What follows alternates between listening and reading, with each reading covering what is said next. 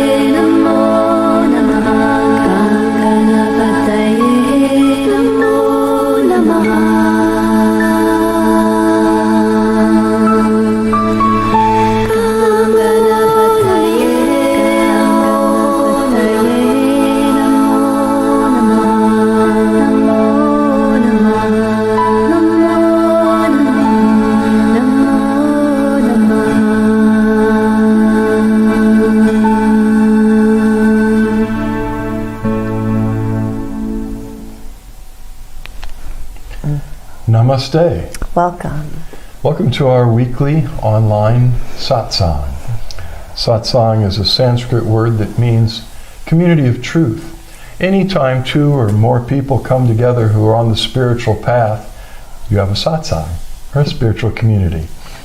And we just love these times. We've been doing it in various forms for the last 17 years. 16, 17. Long time, yeah. It started out as a teleconference call, leading people in chakra meditation and sending blessings, and then it turned into an online satsang. And we just love meeting with you, whoever shows up each week. A lot of people tune in the later on because they're in a very different time zone. We have people join us from all over the world. And so people, most of the people actually, I think, watch it in the days that follow during the week. And we love it when you add a like Bill Kenny and Nick Olson. Glad you're feeling good, Nick. That's great. But yes, if you would, and Philip St. Romain, hey, good to see you too. And Doug and Prema Bentley, and we just never know who's going to drop in. Unless you leave a chat or your name there, that's great. If you just give us a like or a love, then we can see your name at the end, and it gives us real joy to notice who dropped in. But we've learned that spiritual community is essential. Connecting with others who are on the spiritual journey is an essential part of the journey. Even though we affirm again and again, continually, that everything you need is inside of you. I mean, the divine itself dwells in you at the center of your being. And there's so many people encouraging us, we need to go here, we need to go there, we need to pay for this workshop, we need to become a student or a disciple of this enlightened person or teacher. And while those things can be very helpful, often we find ourselves stuck on something outside of ourselves, waiting for something to be given to us, when the journey is to go deep, deep inside into the center of our being and discover the divine source there. And once that relationship is connected, the heart begins to flower. Out of our innermost being flow rivers of light and life, living waters that radiate out through all the layers of our being, spirit, soul, body, relationships, connections in the world, ripples out to infinity, but it's from the inside out. And we share throughout these webcasts what we call the Flowering Heart Blessing, which is simply a transmission of divine presence and grace that has this wonderful effect of awakening consciousness and connection with the indwelling divine presence. And the divine showed this to me and Suzanne 6.5 years ago. It's been, wow, time has just been flying. But the divine said, this is a gift from me to help people who want to awaken and transform and flower in higher consciousness and unconditional love. And it doesn't belong to any single organization, spiritual or religious hierarchy, master, saint, avatar. It's from me. And so it can support us on whatever path that we're on. And the divine said, and it's free, because grace is free. So give it away. And tell people that when they receive this blessing, they are immediately activated and initiated to be able to share it with others, which means you can do that because you're soaking in it right now. So if you like the presence that you experience here, you can pass it on, either in meditation or prayer through intention, or with a person who's in your physical presence with their informed consent, just lightly laying your hands on the top of their heads and inviting the divine presence to pour the blessing through you. That's all we do. Actually, we don't do anything much except offer ourselves as an instrument of grace to make a connection for that person that we're holding the intention or the prayer for. And we've just been seeing amazing things happen. It really works, so please share it. If you've come from another spiritual community that has its own form of blessing, and I know there are so many, from charismatic Christian to Shaktipat, Diksha, Reiki, I guess, and there's so many forms of spiritual blessing on the planet right now that the divine is really working through to help people to awaken and transform. If you come bearing one of those gifts, please feel free to share it. But know too that everyone that's here, if you're willing, you can invite the divine to pour this particular blessing, the Flowering Heart Blessing, through you, and we keep it up through the entire webcast satsang. So please do that too. We're living in a time where obviously things are challenging. That's a wild understatement. But to butcher a paraphrase of Einstein, essentially he said, and he was a pretty smart guy, that we can't fix a problem in the same state of consciousness in which we created it. So while there are lots of great plans and efforts to turn things around on planet Earth, it will require that we collectively, humanity, ascend to a higher level of consciousness, which, as it turns out, is something that happens by surrender to grace. So that's what we're about. And the entire collective consciousness of humanity is going to have to shift at some point. But it's one person at a time, right? So before I forget, if anyone's here who needs healing, physical healing or soul healing, it's as important. The soul needs a lot of healing. It doesn't need us just to disconnect from it and vacate the charges and thoughts and programs. It needs to be cleared and transformed. So there's deep, profound healing that the Divine Presence works in the soul of humanity. But physical healing has, we had our monthly interfaith communion service yesterday. And I shared that for countless centuries, eons, the divine has used healing as the dinner bell for salvation. The divine actually does care. The divine wants to help people. When Christ walked on the earth, he healed all who came to him for healing. All. There's no place where he turned anybody down. There are lots of places where it says he healed them all, he healed them all, he healed them all. It also says he's the same yesterday, today, and forever. So yesterday we focused on Christ the healer. And it was cool. It was really profound. And we prayed and prayed for the healing presence of Christ.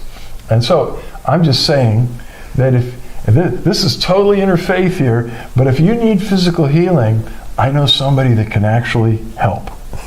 And it's recorded, and the video is right here. If you're on Facebook, it's also at Vimeo. In fact, any of the platforms that we stream to, an archived copy will be there at any time. And the divine wants to heal you. Just saying. So, anyway, thank you, John. John said a very inspired service yesterday. Well, the word is inspiration, because we can't make that stuff up. It just, either inspired is like God breathed. It's like the presence breathed this message, really, of inspiration, word, and released tremendous healing grace in our midst. Okay, so just wanted to point back to that. But for tonight, what we do is we open this for a while to questions and answers, preferably about the spiritual journey, better yet, your spiritual journey, and things you might be experiencing in the course of your spiritual practice, and seek more clarity and insight. And it helps all of us when one of us brings forth a question about our journey. The divine is moved to inspire us with insight, and we get to share, and we all get to share in it. So please ask away. Bring on your questions. We'll wait a few minutes for that, and then a little later on we'll be doing very focused, intentional blessings together for the needs, the burdens that you brought with you personally here tonight.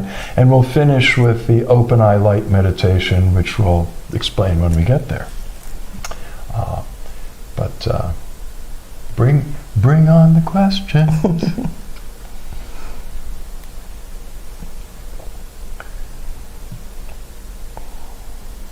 Oh.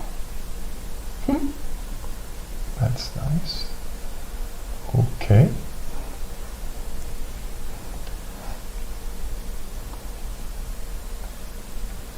Yeah. We will definitely be praying, and are, for those in pain. Two things. One is awakening, transformation, and the flowering of our spiritual consciousness. The other thing is liberation from suffering. And I think that's the whole point of it. And so we're holding prayers. There's so many levels to pain too. You know, there's physical pain, psychological, emotional, mental. There's a lot going on right now. People are in pain on multiple levels. Indeed. Well, what would you like us to talk about?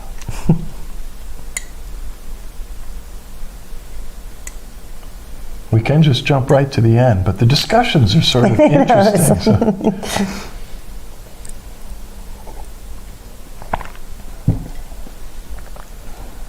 Why do those we love endure pain and suffering?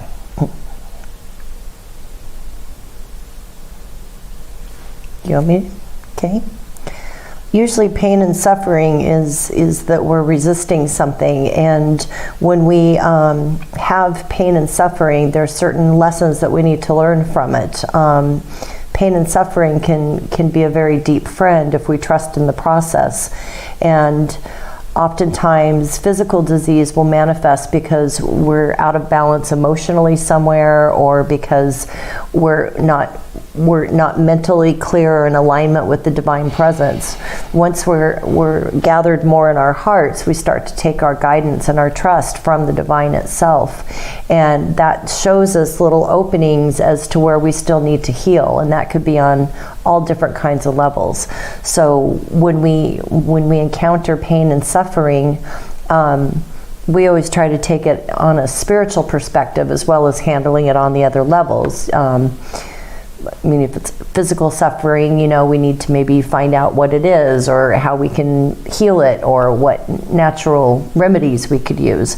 But we also need to look at all of the different components, because sometimes, most of the time, physical dis-ease is because there's a discordant thinking that's not in alignment with the universal flow of life, and our emotions aren't ready to let go or see or realize some aspect of ourselves that are going to help us grow and be more in alignment with the divine itself.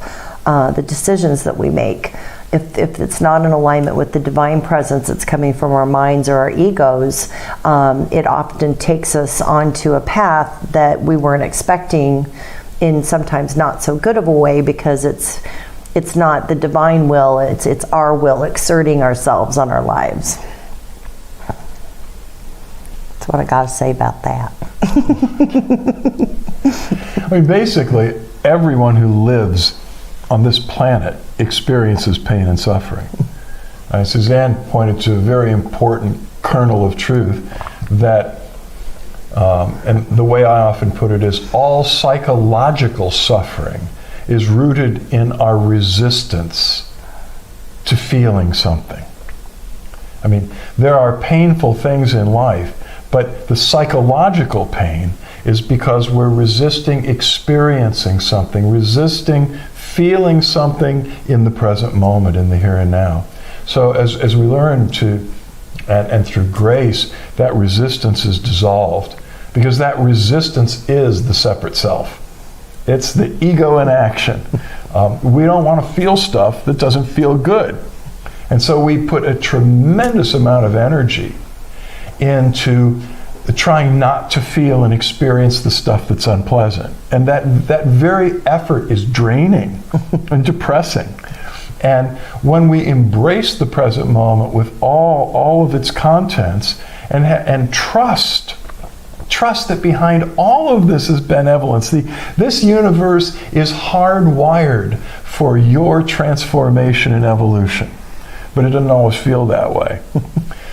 If we can just embrace the experience of the present moment, even though it may be a painful experience, there isn't that suffering of something's wrong, I've got to escape this somehow, which leads to all of the distractions that humanity is involved in to escape suffering through addiction and through all kinds of ridiculous conduct that doesn't help.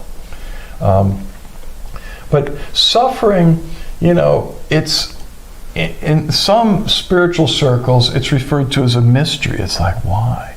In India, this planet is described as karma bhumi, the world of karma. This is a place where beings that incarnate here learn the law of sowing and reaping, which in India is one of the explanations of karma. It's probably one of the first spiritual principles elucidated in the book of Genesis in the Bible, that whatever you sow, you will reap. In India, they say whatever a person sows, they will reap many times over. Now, we make poor choices. We're growing, we're learning. And Suzanne was talking about some of that. So we sow seeds that cause suffering to come to us. That gets our attention and we make changes and we stop sowing those seeds. Good thing to know is that if we're sincere, if we're really sincere about our spiritual transformation, that there's grace to help us. It's not like, one of the things that I didn't like about my studies in India, which spanned years, was the idea that there's no escaping. There's no way out of reaping what you sow. Well, the good news is there is redemptive grace. There is the divine will help us to not reap the consequences of all the seeds we've sown. And that's what humanity really needs right now. A lot of grace. Because we've sown, this, in a sense, the seeds of our own destruction. But I'm convinced, because I totally trust, that everything is going to change. That there's a plan afoot, which is leading to a whole new world. Instead of the crazy world we live in that's rooted in competition, conflict, and violence, as the ego melts and humanity begins to awaken more and more, that competition will give way to cooperation. Why would I compete with you? You and I are one.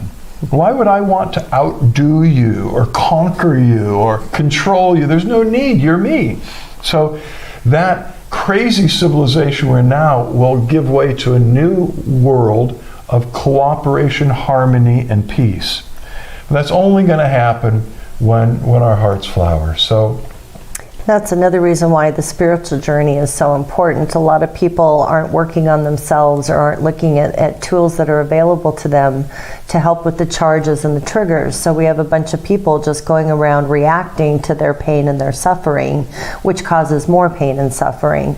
So the more of us that awaken in the flowering of the heart and have the divine presence taking over instead of our minds and our egos, and we develop a deeper trust for that, then we're able to pass that on to others with compassion. So if somebody comes up and starts yelling at us, we could react with a charge or a trigger and react back and yell, or we could be in our hearts and ask, what would be the loving, compassionate response instead of reaction.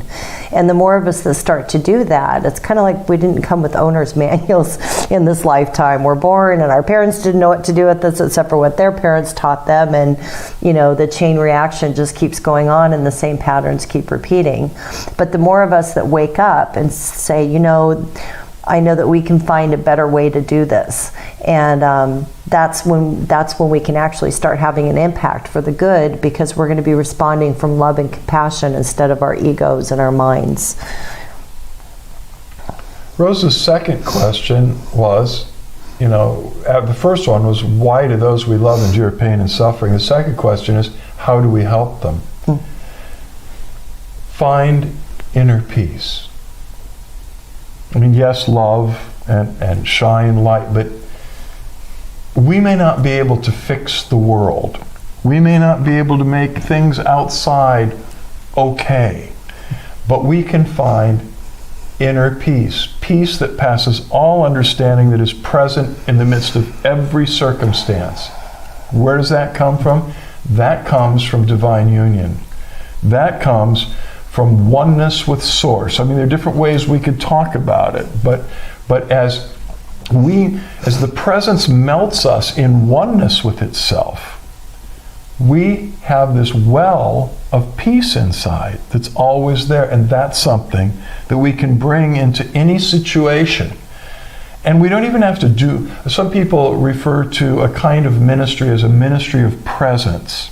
A person who's genuinely found the inner peace that comes from oneness with the divine, it just emanates from them. And I think the greatest way that we can help them is to help ourselves. Grow ourselves. That's right. Yeah. And it will be obvious that opportunities to help them will present themselves. But so many times we've seen people go through that process of like maybe forgiving somebody that they've held a grudge for years over, or asking forgiveness, and not actually asking or forgiving on a physical level, but just in spirit. That like somebody will be at one of our workshops and then they'll go through, this process of forgiving or seeking forgiveness, and the next day they'll get a call from that person out of the blue. Things change on levels that we don't quite understand, but we're all connected. And so when those energies of unforgiveness or asking for forgiveness aren't healed, then we stay stuck in a pattern with these people that we're in conflict with for whatever reason. So just us doing the inner work in either seeking forgiveness or giving forgiveness to somebody really, really can change a whole relationship dynamic, which changes the dynamics with so many people that you're around. Like Michael said, being in the presence. okay. Joanne asks, when do you think that we will see improvement in the state of the world? I have two answers for that. Well, maybe I have three. One is, I don't know. I mean, improvement in the state of the world, I'm not a diviner of the future. I can't give you the timetable. I truly see humanity emerging out of this dark time into the new golden age, the kingdom of God, or however you want to talk about it, the age of light.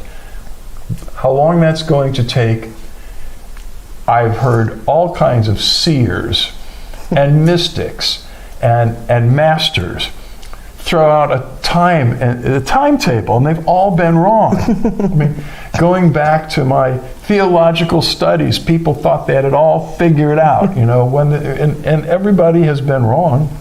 That's all the mind too. The mind wants to know. Yeah. So that's one thing is I don't know. But we will see improvement in the state of the world when people actually shift from being self-centered to being God-centered. When they shift from greed and lust to harmony with nature, with the Tao, that's when we'll see it. Don't know how long that'll take. The other answer is this. The outer world is a mirror of the inner world. So if you have fear and uncertainty and conflict within yourself, everywhere you look, it will be reflected back to you. If you were to awaken, you would see awakening happening everywhere around you. If you're in oneness with nature, in oneness with the divine source, then everywhere you look, you'll see the light of the divine shining through everything. You'll see the Tao working through all of this apparent chaos when we can't see what's actually happening. So, in a way, when we become awakened, we can see the perfection of the present moment, or what Deva Premal calls awakening to this perfect imperfection. So awakening gives you the ability to see the absolute perfection of everything that is unfolding in this universe. And so that's the short answer. I'd like to add too that I'm already seeing a groundswell shift happening. We get out pretty much every day. We get out in nature, we walk. I look at bumper stickers. if I get caught up into listening to the news or what's going on in the world, it kind of throws me off of I'd like to know, I've kind of set the intention that if I really need to know something to address it with prayer, that it will be told to me. So that frees me up from being caught up in this side, that story, this truth, that reality, that fake news, that whatever is going on out there. And I found that the most powerful thing that I can do right now is just really stay centered in that peace in the middle of my heart.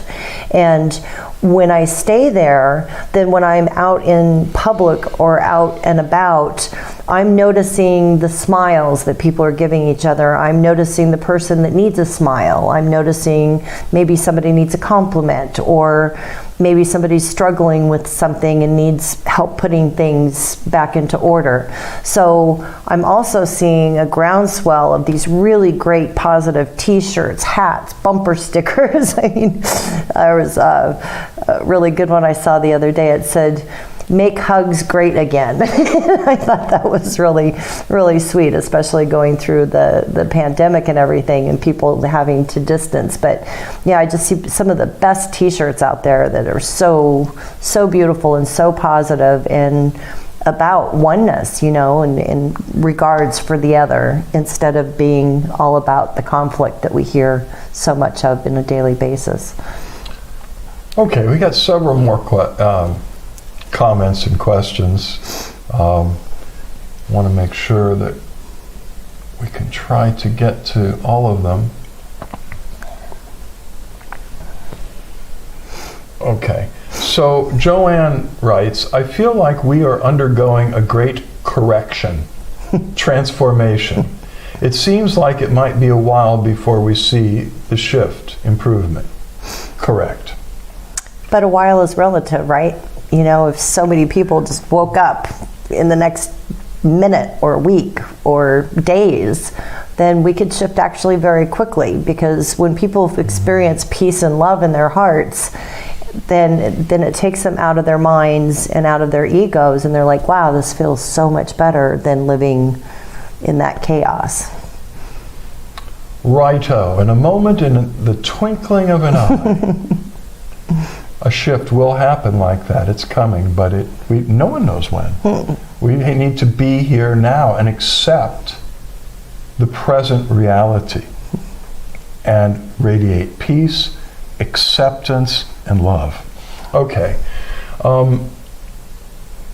David writes, "How do we find or reveal the misalignment or emotional charge you are allegedly resisting?" Why'd you put in allegedly? Come on, man. How do the separate self is that? Well, that's how you find it. Well, let me continue. How do we find or reveal the misalignment or emotional charge you are allegedly resisting that might be contributing to a painful, lingering issue defying all holistic protocols? Whew, that's a mouthful. Well, okay. You don't have to work hard to find it. Just pay attention.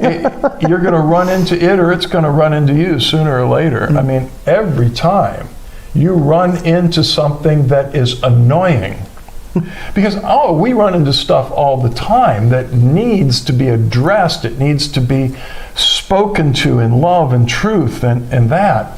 But when we find agitation in ourselves or annoyance, that's it. Resistance it's amazing to me. I remember when we first started talking about this years ago in India, people went, "Oh, I don't have any resistance." And yeah, you're resisting that. But how do we find it? Okay, there are ways we can enhance that process. Meditation is great, because and there are many kinds of meditation, but I'm going to talk about what we could call awakening meditation, or just spontaneous meditation, where you simply sit and there's nothing to do. There's nothing to fix. There's nowhere to go. You just let yourself be for 20 minutes or more. And in the beginning, that can be just the hardest thing in the world to do. But through a rich meditation practice, it actually frees up those misaligned emotional charges that are buried deep inside of us, and they begin to come up. Sometimes people have discovered that so much that they want to meditate hours and hours every day, and they usually are overpowered by the unloading of the unconscious, is one of the things I call it. Because there's all this shadow material in the unconscious, and it needs to awakening. Part of it is bringing what is unconscious into consciousness. In meditation, you just sit and it begins to happen. It's like marsh gas coming up. These bubbles of yuck come up from deep in the abyss and go poof, into awareness. So a good contemplative or meditation practice is one of the core ways I shouldn't say get at it, but to facilitate the release and bringing into awareness these misalignments and emotional charges that contribute to a lingering issue that defies all holistic protocols, like someone who's fighting cancer. There are various elements that are addressed through holistic protocols. I mean, there's detoxing, there's change of diet, there are things that need to be addressed on a physical and a psychological level. But to get at that deep unconscious programming that is creating blocks to healing energy and to the energies of transformation is part of the healing process that has to be addressed. And most people I know who have survived like stage 4 cancer are aware of discovering something spiritual within themselves that needed to be addressed and released. So again, prayer and meditation can be very helpful in that regard. There are also other practices. A lot of great work is being done in the contemporary spiritual scene with breath work. That's not been, I've done it, and it's amazingly powerful. It's not one of the modalities that I personally direct, but where there's deep trauma and stuff is so buried, whether it's from a previous life or going to war or what, breath work can bring that stuff up powerfully and help release those bound up emotional and psychological energies in the unconscious. So, and I'm sure the list goes on and on and on, because I think that most of the spiritual work is helping us to reveal and discover the misalignments we have with life and with the Tao and with the divine. And there's so many great spiritual practices. You have to just find really what works for you, or right. what your heart is drawing you to. Sitting meditation isn't working for you, then you could find, like walking meditation, or some people like to go out into nature and just be fully present there. Meditation doesn't mean sitting in a lotus with your mudra going on, and meditation just means to have focus, to focus on something, even if it's nothing, or just pure awareness. And then that's when our minds calm down enough that this stuff can come up. But if we're constantly thinking, then we're not giving ourselves a break to actually feel and have these releases come up. Thing with sitting, quiet sitting. I mean, I'm many things. I'm an interfaith minister, but I have a long background in Taoism. And one of the first things my teacher said is meditation is not sitting with your eyes closed. We call that quiet sitting. We Taoists see everything as meditation, especially everything, movement, everything. So things like Tai Chi Chuan and Qigong can be such beautiful ways to engage all of the senses and the body and all levels of our being with that meditation process. That said, simply sitting quietly with your eyes closed drives a lot of people nuts because they're trying to stop the mind, and you can't. But we can distract ourselves by focusing on breath, by focusing on mantra, by focusing on movement with the body. And while all that can be beautiful meditation, to just be and just sit in the silence, not looking at anything, not thinking about anything, just being, is really a rocket ship. And I strongly encourage it. So in my early Taoist training, we did all this, Qigong and all this movement and Kung Fu, and learn to heal with energy and work with herbs and nature and all of that. The core of it all that we would return to always was quiet sitting, just being in space. Embrace the space. Good stuff. Okay, John writes, from my first spiritual experience, the world and I were perfect, that there is nothing to fear here or in the hereafter. This is a state that I will never forget. Good. It is not a philosophical belief. It is an experience. John had that experience, and many of us have had that experience, and we'll never forget it. But that is, of course, different than being in that experience permanently, which you may be. That's not the point.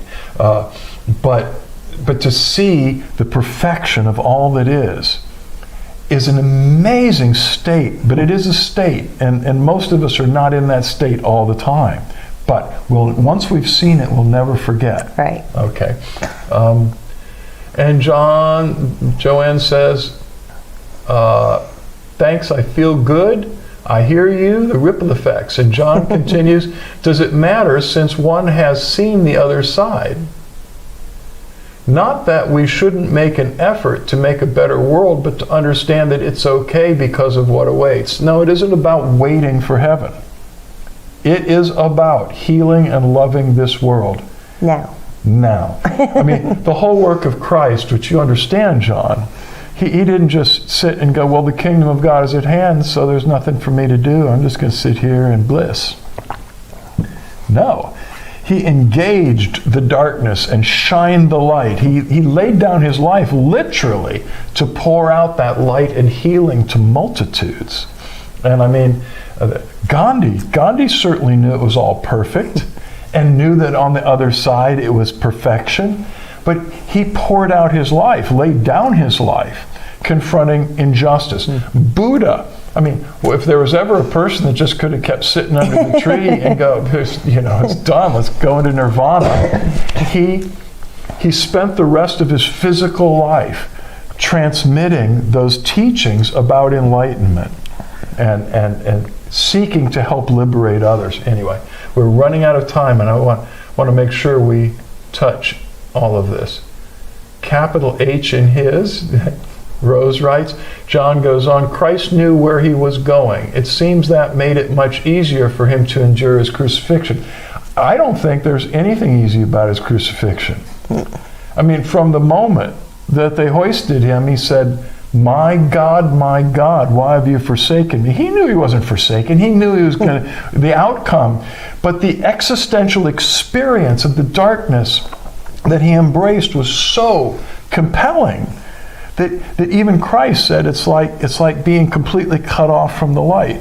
And so, but yes, I think you're right also in that knowing where he was going and what the outcome would be made it possible for him to endure. Maybe not easier, but it made it possible. And John writes, Bhagwan said all states are temporary. I found this to be true. Yes, I find that to be true as well. And over here, Bandana writes, can you let us know different ways the divine talks to us or gives us insights? We just don't have time to really address that. But we all would like to hear voices in our heads, or we'd like to have a divine being appear to us physically and talk to us, or we'd like to have visions, mind-blowing visions, but usually it's in a quiet intuition of the heart. It's in that, what some people call the still small voice. Some people talk about the silence of inner peace. In that silence, there is, first of all, a feeling of it's all okay, and it's going to be okay. And also that silence is pregnant with insight and direction that just kind of dawns on your heart if we give it time. And if we're hearing answers that involve confusion, fear, chaos, drama, stories, what ifs, then we're coming from the mind and the ego, and that's not coming from the divine presence. Like Michael said, you know, if you feel this just peace and this knowing, and it's not being overworked by our brains and our egos, then we can usually follow that guidance. But it takes our effort to go within and really connect with that and to foster that relationship to have more clarity of insight. Great questions, guys. Okay, that was a fun discussion. Yeah. All right, so now let's get to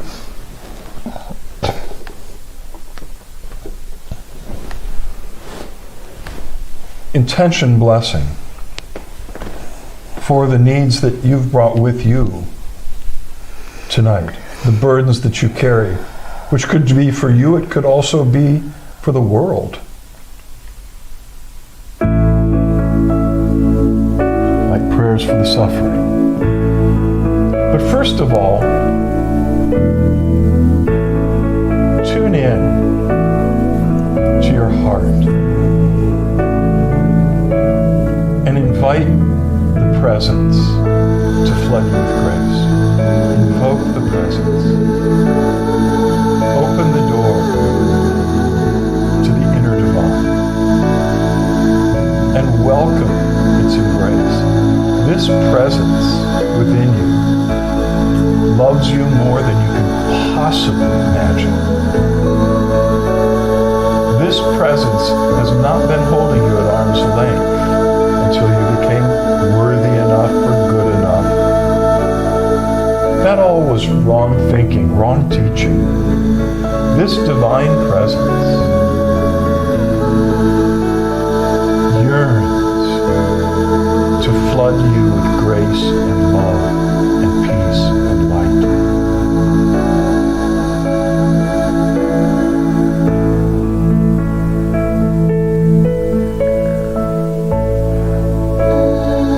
Is all-knowing.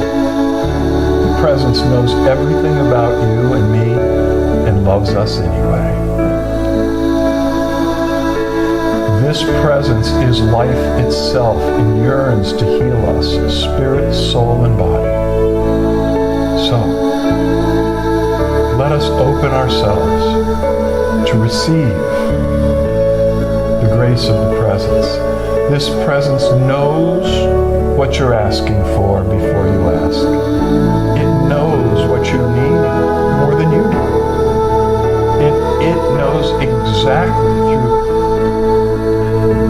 wisdom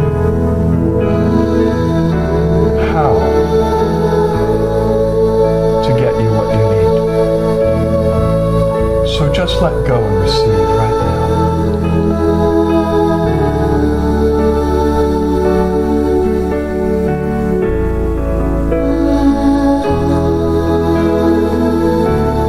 Burden you've brought with you, release it now to the presence and just receive.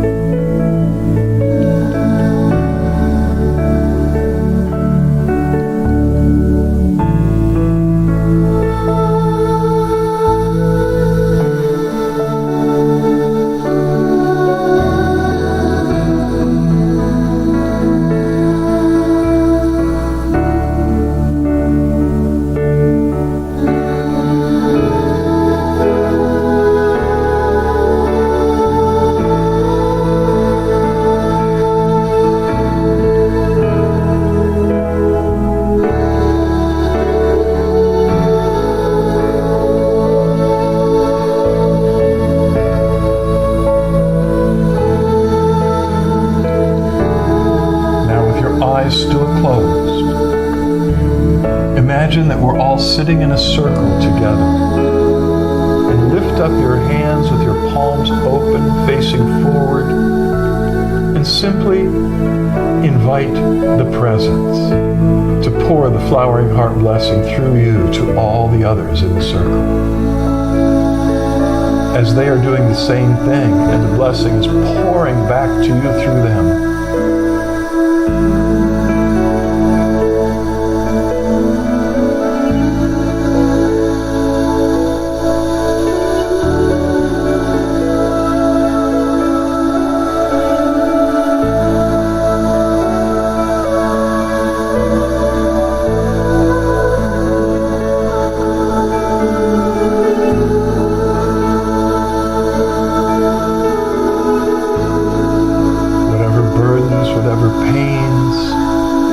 Suffering you have, put it in the middle of the circle as we all take a strong intention together, asking the divine to pour out miracles, to solve these situations.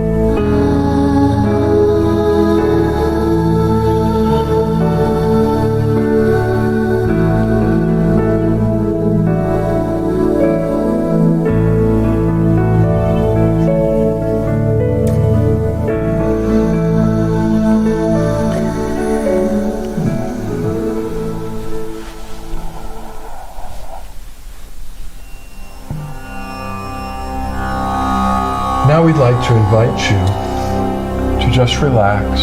Let your hands rest in your lap somewhere. And when you're ready, open your eyes and begin to make direct eye contact with Suzanne and or me.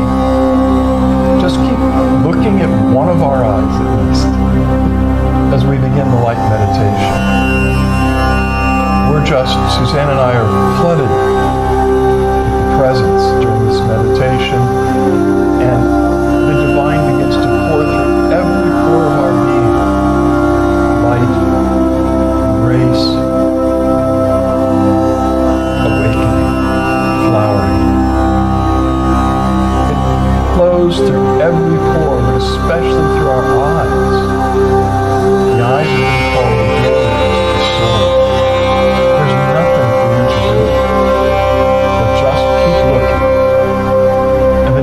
All the rest, the light will stream in through your eyes into your heart of hearts and cause the flames of divine love and transformation to burn brighter and brighter.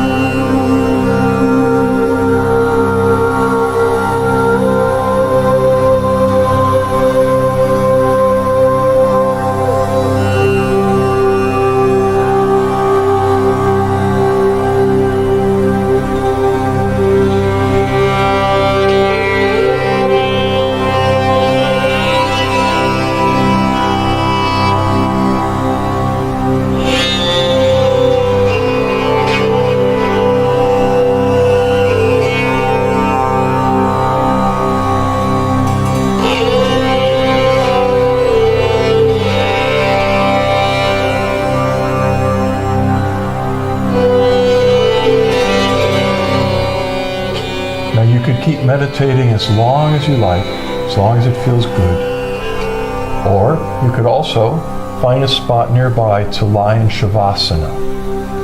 That's lying on your back with your eyes closed, your arms loosely at your sides with your palms open, turned upward. And just let yourself dissolve in gratitude in the presence. We love you very much. Much love, light, and blessings until we connect again. Until the next time we cross paths, the divine in us beholds the divine in you, and we bow to you. Namaste. Namaste.